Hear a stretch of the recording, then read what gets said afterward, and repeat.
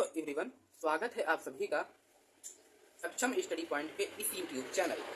तो आज के इस सेशन में हम पढ़ने वाले हैं न्यूटन्स लॉस ऑफ मोशन, जो कि पिछले वीडियो में ये हमारा चैप्टर चल रहा था। तो आज की वीडियो में हम सीखने वाले हैं कि इसका इंडेक्स क्या होना है। पिछले वीडियो में हमने इसका प्रथम नियम देखा था, तो आज की वीडियो में हम देखेंगे इसका द्वितीय नियम एंड इसका तृतीय नियम। तो इसका द्वितीय नियम जो होगा, तो आज की वीडियो में हम क्या पढ़ने वाले हैं, पहले हम पढ़ने वाले हैं सेकेंड लॉ। सेकेंड लॉ, जिसे हम हिंदी में द्वितीय नियम भी कहते हैं, शायद आप जानते हो, इसे हम हिंदी में द्वितीय नियम भी कहते हैं। और इसी में हमारा आ जाता है, जैसे क्या कर सकते हैं, संवेग। इसी में हमारा संवेग आ जाता है, जिसे हम मोमेंटम कहते हैं। इसके बाद हम पढ़ेंगे दूसरे में थर्ड लॉ। आज के सेशन में हम second law and third law दोनों ही कंप्लीट करने वाले हैं। तो बने रहें वीडियो के एंड तक। वीडियो अच्छी लगे अंत में, यदि आपको लगा हो कि वीडियो में कुछ इन्फॉर्मेटिव है, तो आप इसे लाइक करें एंड चैनल को सब्सक्राइब करें और बेल आइकन पर प्रेस कर दें, ताकि जो हमारे वीडियो आए सबसे पहले आपके पास पहुंचे। तो चलिए, और तृतीय नियम ये है हमारा, इसमें हम पढ़ेंगे आवेग। आवेग से हम कहते हैं इंग्लिश में इम्पल्स। ओके, तो आज के इस वीडियो में हम इन्हीं दो एलिमेंट्स की चर्चा करेंगे। तो चलिए, बिना ही देरी किए हम शुरू करते हैं आज का टॉपिक। तो ये है हमारा सेकेंड नियम। और एक बात मैं आपको बता दूं कि जो सेकेंड नियम होता है, इसी में हमारा फर्स्ट नियम एंड थर्ड नियम दोनों ही इसी में इन्वॉल्व होते हैं। कैसे होते हैं ये मैं इस वीडियो के अंत में बताऊंगा। पहले हम जान लेते हैं संवेग के बारे में। तो संवेग आखिर होता क्या है। जैसे मान लीजिए दो पिंड हैं। पहले मैं आपको परिभाषा बता देता हूँ। जैसे कि अगर क्लास में आपको पूछा जाए तो आप ये परिभाषा याद कर सकते हैं। याद करने के लिए परिभाषा मैं आपको बता देता हूँ कि संवेग जो होता है किसी वस्तु के द्रव्यमान, ऐसे कर सकते हैं, किसी वस्तु के द्रव्यमान तथा वेग के गुणनफल को ही हम संवेग कहते हैं। समझ गए? किसी वस्तु के द्रव्यमान और वेग को। अभी आप नहीं समझे होंगे, अब मैं आपको समझाने जा रहा हूँ। जैसे दो पिंड हैं, एक बड़ा ले लेते हैं। जैसे एक ये बड़ा हो गया, ये m1 है एंड ये है हमारा m2। अब इस पे हम एक F फोर्स लगाते हैं और इस पे भी एक F फोर्स लगाते हैं। दोनों जो है, दोनों का जो वेग होगा, इसका v1 होगा, इसका v2 होगा। दोनों एक ही वेग से नहीं जाएंगी, दोनों जो है अलग अलग वेग से जाएंगी। अब इसमें से तीव्र कौन होगा, मतलब तेज कौन होगा और कम कौन होगा। v2 जो होगा वो v1 के मामले में ज्यादा तेज होगा। सॉरी, v1 जो होगा वो v2 के मामले में ज्यादा तेज होगा। क्यों होगा? क्योंकि इसका जो था द्रव्यमान कम था और F जो है, F तो दोनों पे नियत है, तो द्रव्यमान कम था इसलिए ये हल्की थी, इसलिए और तेज भाग गई, और ये कम थी इसलिए और तेज भाग गई। तो यही द्रव्यमान और वेग के गुणनफल को ही हम कहते हैं संवेग। अब भी आपने समझा, जैसे कि ये कितना स्पीड भाग रही है उसे हम संवेग कहते हैं।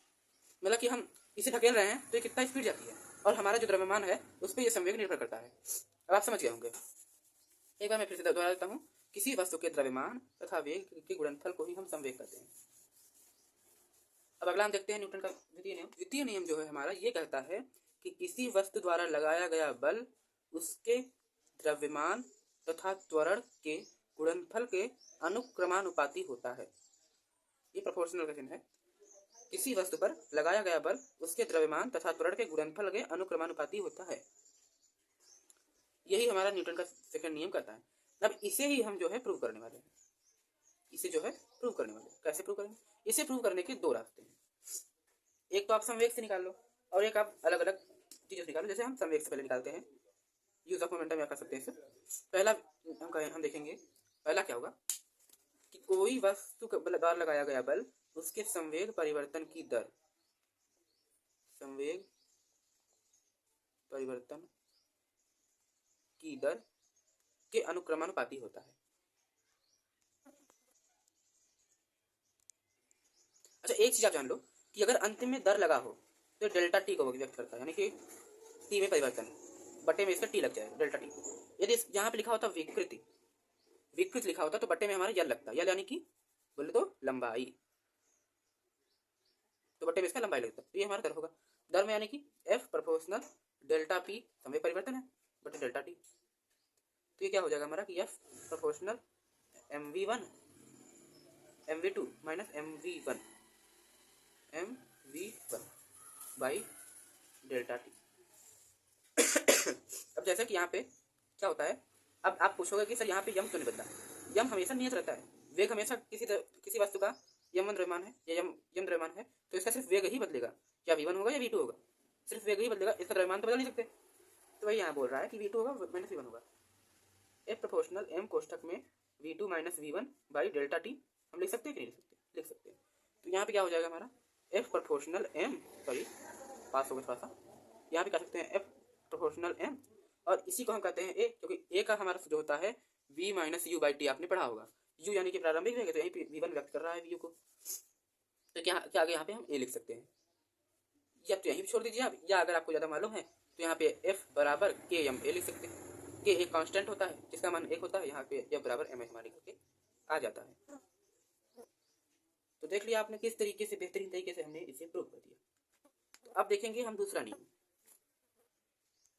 अब दूसरा नियम क्या कहता है, आशा है कि आपने पहला जो नियम मैंने बताया था उससे आपने स्क्रीनशॉट मार लिया होगा या नोट ले लिया होगा। तो अब दूसरा नियम मैं बताऊंगा। दूसरे नियम में हमें क्या कहता है कि, तो अब इसे निकालने के लिए हम लिख सकते हैं, यदि m नियत है, जब m नियत है तो बल के साथ साथ हमारा त्वरण तो बढ़ेगा, लेकिन m तो नियत है इसलिए m नहीं बढ़ेगा, इसलिए हम यहाँ पे m नहीं लिख सकते। ये a होगा, ये हमारा पहला समीकरण।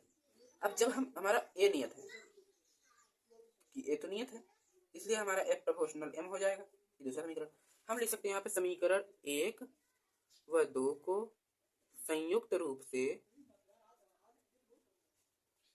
लिखने पर, ये थोड़ा मैंने लगता है ज़्यादा छोटा कर दिया है, तो इसे हम लिखेंगे संयुक्त रूप से लिखने पर।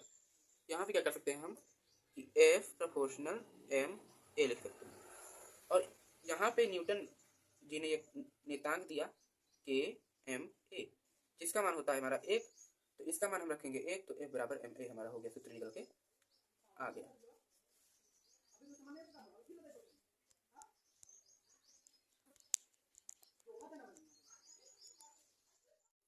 तो अब हम पढ़ेंगे आवेग, जिसे हम कहते हैं बल का आवेग। ये हमारा न्यूटन के थर्ड नियम का कंपोनेंट है, तो इसे भी हम जान लेते हैं। तो बल का आवेग हमारा क्या होता है कि बल का आवेग यानी कि F इंटू डेल्टा टी, उसका यानी कि बल का आवेग यानी कि अगर हमें छोटी परिभाषा में हमें बताना है तो हम ये लिख सकते हैं कि बल का आवेग संवेग परिवर्तन की दर के बराबर होता है। इसी को हम संवेग परिवर्तन की दर के बराबर होता है, इसी को हम बल का आवेग कहते हैं। तो अब हम क्या कर सकते हैं, यानी कि इसे हम समझाएंगे, या फिर एक बार परिभाषा से समझा देता हूँ। संवेग परिवर्तन की दर को बल का आवेग कहते हैं। समझ में आ गया होगा आपको। तो अब मैं आपको समझाता हूँ आवेग आखिर होता क्या है। किसी वस्तु पर लगाए गए सूक्ष्म समयांतराल के लिए बल उसका आवेग कहलाता है। इसका सूत्र होता है mv माइनस mu, यानी कि डेल्टा पी भी कह सकते हैं, क्योंकि मैंने बताया था आपको संवेग परिवर्तन की दर, नीचे कर देंगे तो दर हो जाएगा, संवेग परिवर्तन के बराबर होता है। तो ये हो गया हमारा बल का आवेग। अब एक बार फिर इसका मैं उदाहरण बता देता हूँ। उदाहरण का मतलब यानी कि यहाँ पे एक पत्थर मान लो आप, और ये हो गया एक हथौड़ा बना लो। इस तरीके से हथौड़ा बना लो। हथौड़ा बनाना मुझे नहीं आ रहा है, इस तरीके से।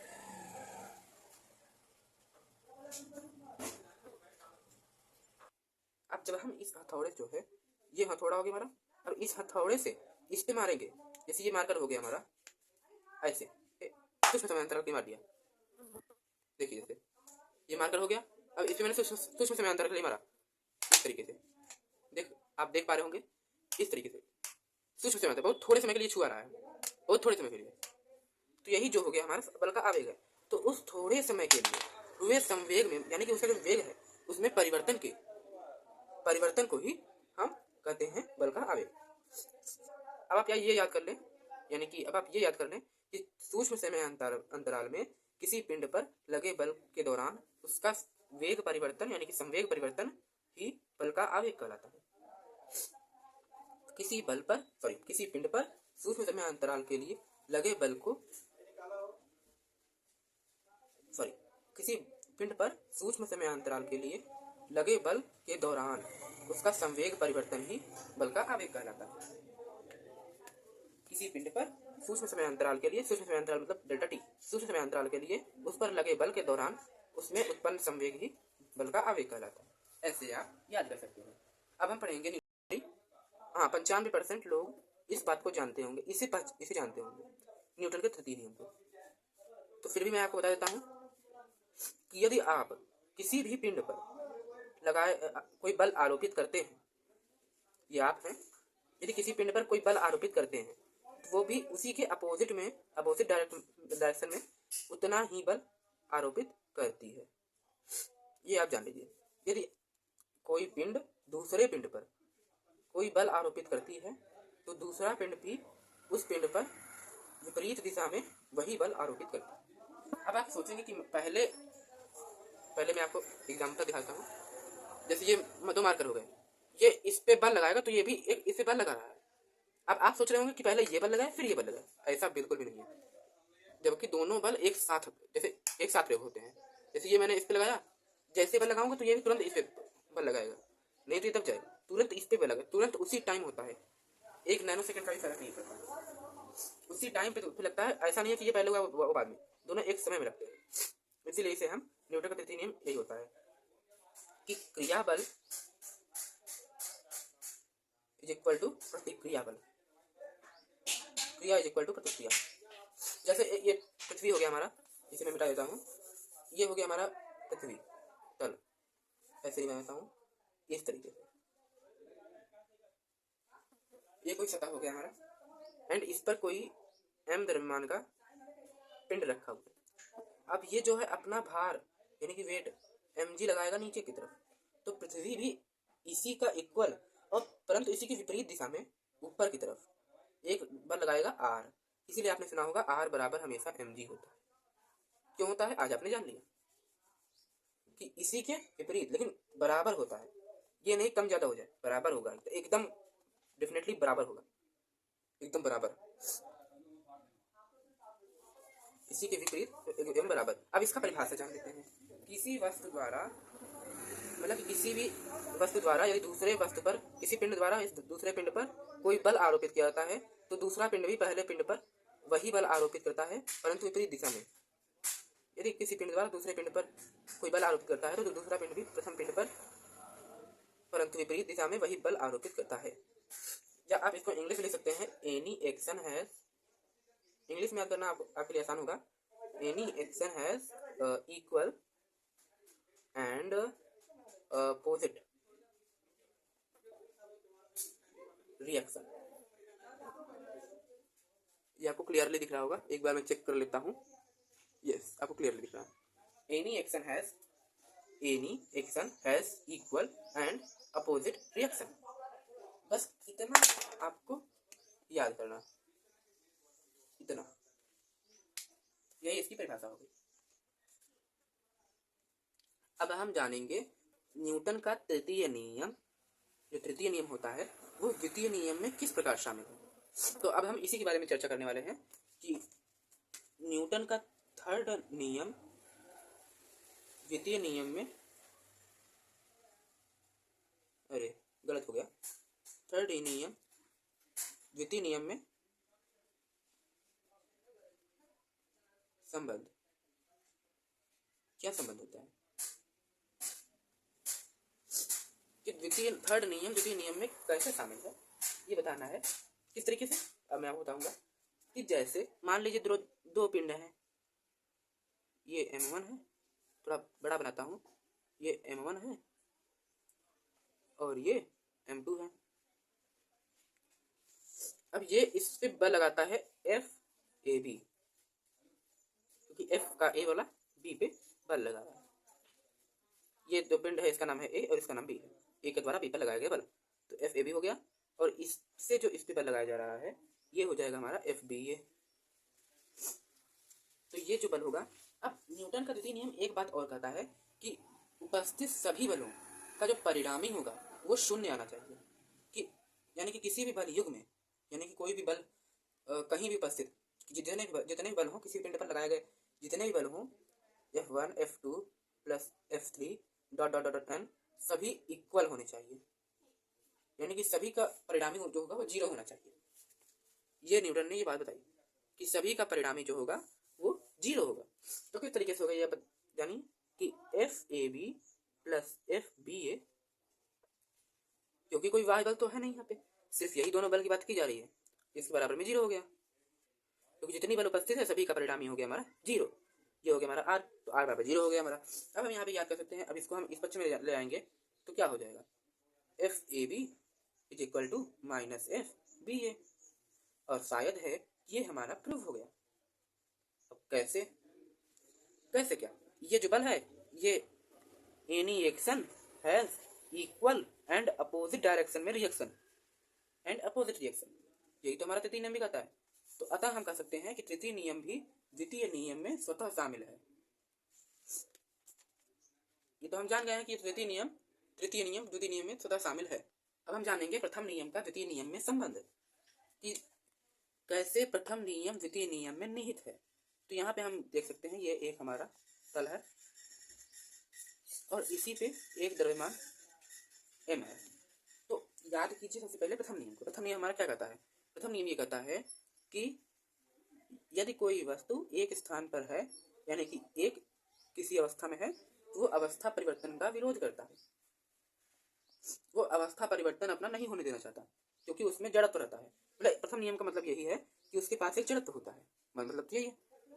तो ये जड़त्व बल कैसे लगा, देखिए ये हमारा यहाँ पे यदि ये वस्तु इधर है जा रही है तो ये FC है, FC क्या कर रहा है, इसे रोक रहा है, घर्षण बल है, सॉरी ये एक इधर लग रहा है हमारा, इधर जड़त्व भी लग रहा है, इसमें जड़त्व बल लग रहा है, और इसी के विपरीत में यहाँ पे हमारा FC लग रहा है। FC यानी कि FC बोले तो घर्षण बल, इधर जड़त्व लग रहा है तो इसके विपरीत में हमारा घर्षण लग रहा है। तो यही हो गया हमारा I प्लस FC, क्योंकि कोई बाह्य बल तो है नहीं, यहाँ पर हो जाएगा is equal to 0 and mg plus R is equal to 0। यहाँ हम कह सकते हैं I बराबर माइनस FC, mg बराबर माइनस R। तो यहाँ पे क्या हो गया, दोनों में न्यूटन का तृतीय नियम फॉलो हो गया। तृतीय नियम यानी कि इसे नहीं कह सकते, इसे कह सकते हैं, क्योंकि सबका जो योग है वो परिणामी हमारा 0 के बराबर आया है। इसी को तो हम कहते हैं न्यूटन का द्वितीय नियम, इसी से हमारा प्रूव होता है न्यूटन का द्वितीय नियम, कि न्यूटन का प्रथम नियम भी द्वितीय नियम में शामिल है। अतः हम कह सकते हैं कि न्यूटन का द्वितीय नियम ही गति का असली नियम है, न्यूटन का द्वितीय नियम ही गति का असली नियम है, ये हम कह सकते हैं। अब हम पढ़ेंगे रेखीय संवेग संरक्षण का नियम। अब ये जो है हमारा वेरी इंपॉर्टेंट होने वाला है, तो इसे आप याद करके रखिएगा, क्योंकि अनेक एग्जाम जैसे जेई मेंस, बाकी पूरा चैप्टर ही इन सब के लिए बहुत इंपॉर्टेंट है। JEE Mains, JEE advance, polytechnic, इस समय ये सब पूछे जाते हैं, अनेक इंजीनियरिंग एग्जाम में ये सब पूछे जाते हैं। तो इसमें क्या होगा कि बोला क्या है रेखीय संवेग संरक्षण का नियम, यानी कि हमें क्या बोलना है इसमें, अगर हमें छोटे प्रश्न में आए तो हमें ये कह देना है कि रेखीय संवेग संरक्षण का नियम मतलब इस नियम के अनुसार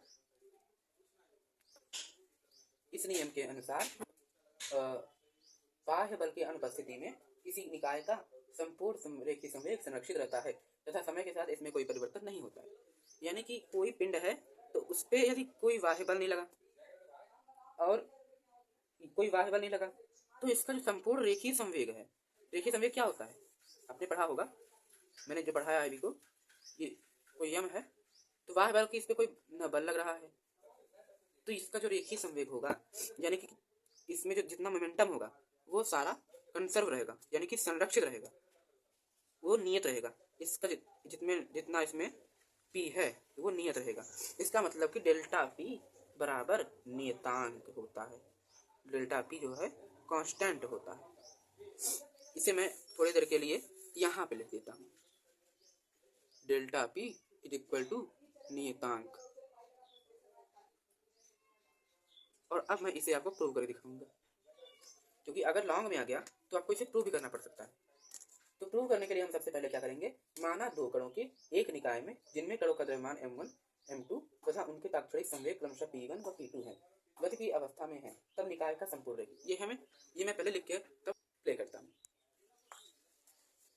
तो इसमें क्या करना है कि माना हमें कुछ मानना है, जैसे दो कणों का एक निकाय में जिनमें कणों की के द्रव्यमान यानी कि द्रव्यमान जो है m1 व m2 है तथा ताक्षणिक संवेग हमने मान रखा है p1 वेक्टर p1 तथा वेक्टर p2 है, तब जो निकाय का संपूर्ण रेखीय संवेग होगा डेल्टा p बराबर p1 प्लस p2।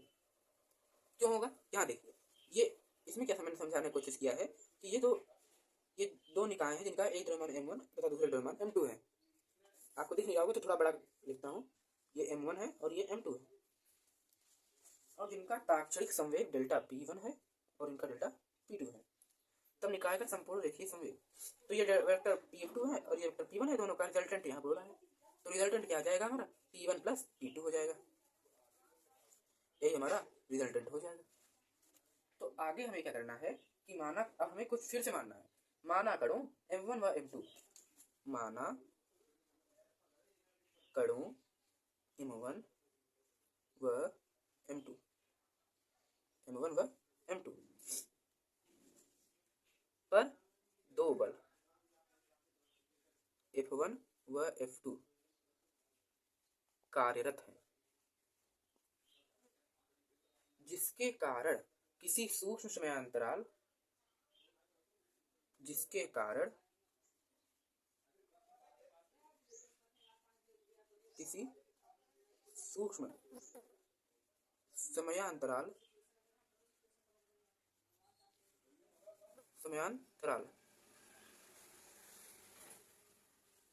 देखिए, इतना जो सिस्टमेटिक ढंग से मैं बता रहा हूँ, इतना कोई नहीं बताएगा, इतना सिस्टमेटिक ढंग से कोई नहीं बताएगा। समयांतराल डेल्टा टी जब, जिसमें कि यहाँ पे क्वेश्चन लिख सकते हैं टी 0 के समीप हो, इतना सूक्ष्म रहना चाहिए।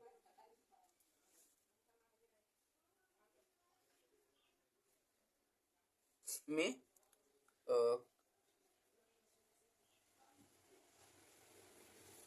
बलों F1 व F2 द्वारा इन कणों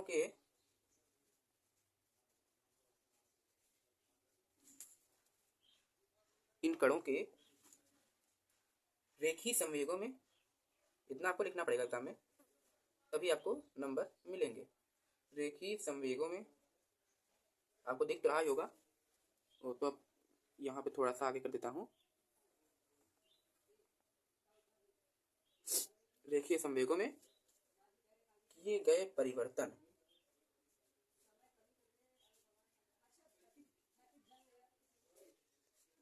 क्रमशः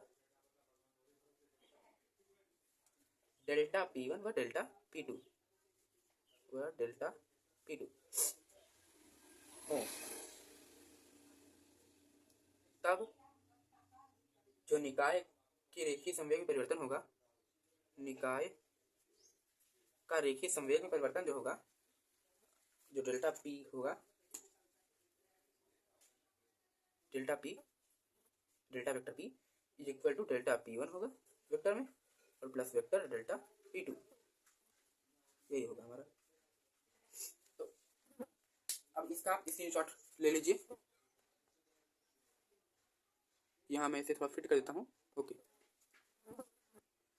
इसका आप थोड़ा आगे कर लेता हूँ, इसका आप स्क्रीनशॉट ले लीजिए, और इसका जो अगर आप स्क्रीनशॉट अगर नहीं ले पा रहे हैं या फिर नहीं लिए हैं, तो इसका जो ये फोटो है ये हमारे व्हाट्सएप ग्रुप पे, सॉरी व्हाट्सएप चैनल पे अपलोड कर दिया जाएगा, या आप इसको, इसके व्हाट्सएप जो चैनल होगा उसका लिंक मैंने डिस्क्रिप्शन में दे दिया है, वहां से आप जाकर व्हाट्सएप चैनल को ज्वाइन कर सकते हैं। तो अब इसे मैं इरेज कर जा रहा हूँ, या आप इसे नोट कर लीजिए, आप स्क्रीनशॉट मार लीजिए। तो प्रथम नियम हमारा था vector P is equal to vector P1 plus vector P2। अब जो मैंने फिर बताया है delta vector P is equal to delta vector P1 plus delta vector P2।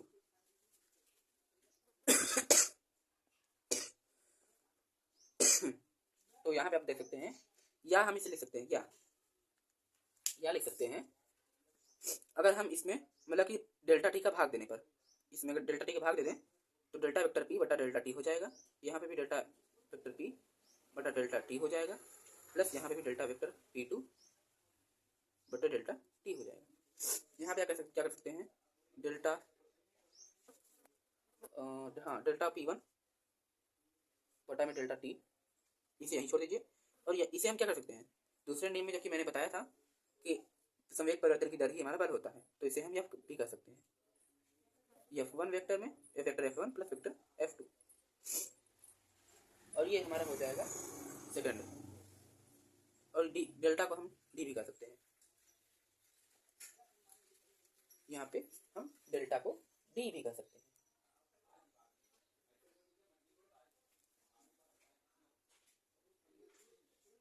अब हम देखेंगे पुनः यहाँ पे लिखेंगे, अब पुनः मानना पड़ेगा कि अगर हम मानते हैं, माना यहाँ लिख सकते हैं पुनः माना dp1 sorry f1 is equal to f1 ext और प्लस में f1 int। इसका मतलब क्या हुआ, f1 एक्सटर्नल यानी कि बाह्य बल, f1 इंटरनल यानी कि आंतरिक बल, ऐसे आप समझ सकते हैं। और f2 बराबर f2 ext plus f2 int, ये कर सकते हैं। अब जो होगा यहाँ पे लिखेंगे, तब यहाँ पे लिखेंगे हम, ये आपको पूरा दिख रहा होगा, ओके। तो तब यहाँ पे लिखेंगे हम कि डी वेक्टर पी बटा D T is equal to, यहाँ पे F1 की जगह क्या रखेंगे, इसे रखेंगे, तो क्या आएगा F1 ext plus F1 int, तो यहाँ पे ये हो गया, एंड प्लस में F2 ext इसे रखेंगे और प्लस में F2 int इसे रखेंगे।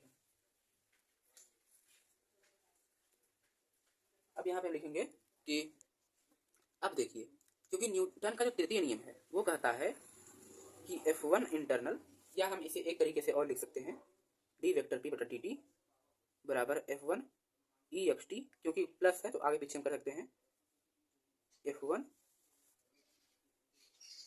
ext plus F2 ext plus में F1 int प्लस में F2 int। और यहाँ पे क्या हो गया कि न्यूटन का जो तृतीय नियम हमारा कहता है कि दो पिंडों द्वारा ये आपस में बराबर होते हैं लेकिन माइनस में होते हैं, तो वही यहाँ बोल रहा है कि ये आंतरिक बल होते हैं, इसलिए यहाँ पे बोला है कि F1 int is equal to minus F2 int, यानी कि यहाँ हो जाएगा कि F1 int plus F2 int is equal to 0। तो इसलिए तो 0 हो गया, तो बचा क्या, डी वेक्टर पी बटे D T is equal to F1 ext plus में F2 ext। यहाँ पे क्या हो जाएगा हमारा कि क्योंकि हमें बोला गया है कि जो F ext होता है, यानी कि इसे हम दोनों का परिणामी लिख देते हैं, कि परिणामी लिख देते हैं F ext, ये इनका परिणामी हो गया। परिणामी आप जानते होंगे, वेक्टर में आपने पढ़ा होगा, वेक्टर आर होता है परिणामी, तो यहाँ पे F मैंने लिखा है, तो इसका परिणामी F हो गया, F ext, F बाह्य बल हो गया, क्योंकि दोनों बाह्य बल का योग है, ये हमने सिर्फ बाह्य बल लिखा है। एंड यहाँ पे हम लिख सकते हैं कि F ext बराबर 0। कैसे सर, क्यों होगा ये, क्योंकि जो कंजर्वेशन ऑफ मोमेंटम था उसमें मैंने बताया था कि बाह्य बल की अनुपस्थिति में इसका संवेग संरक्षित रहता है, इसलिए बाह्य बल की अनुपस्थिति है, इसलिए बाह्य बल बराबर 0 है। तो डी वेक्टर पी बटा D T is equal to 0। अतः हम यहाँ कर सकते हैं कि vector P is equal to 0, कैसे, क्योंकि यहाँ पे डी गया 0 में 0 मिल गया और ये पूरा 0 हो गया, तो क्या हो गया, vector P is equal to 0, या यहाँ कर सकते हैं कि वेक्टर पी एक नियतांक है,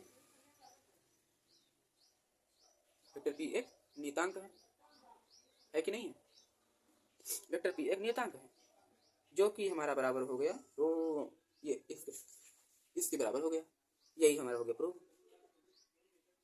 अतः हम कह सकते हैं कि बाह्य बल की अनुपस्थिति में किसी पिंड में उपस्थित संवेग संरक्षित रहता है, यानी कि वो स्थिर रहता है।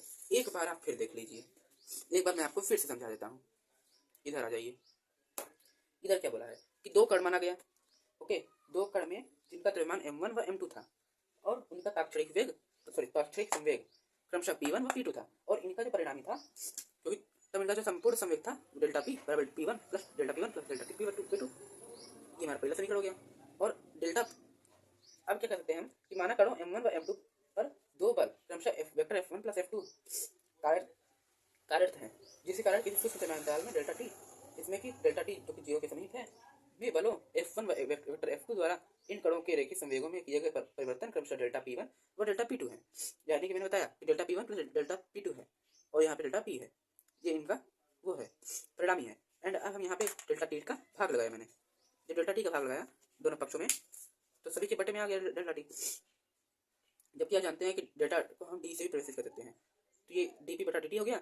इसे मैंने नहीं किया कुछ, तो यहाँ पे ये हो गया कि डेल्टा P1 बटा डेल्टा टी संवेग परिवर्तन की दर बराबर F1, तो यहाँ पे भी F2 हो गया। ये हो गया हमारा दूसरा समीकरण। अब हमारा हो गया पुनः माना F1 external F1 is equal to F1 external plus F1 internal, यानी कि F1 का बाह्य बल प्लस F1 का आंतरिक बल। F2 is equal to F2 external plus F2 internal, यानी कि F2 का बाह्य बल प्लस F2 का आंतरिक बल।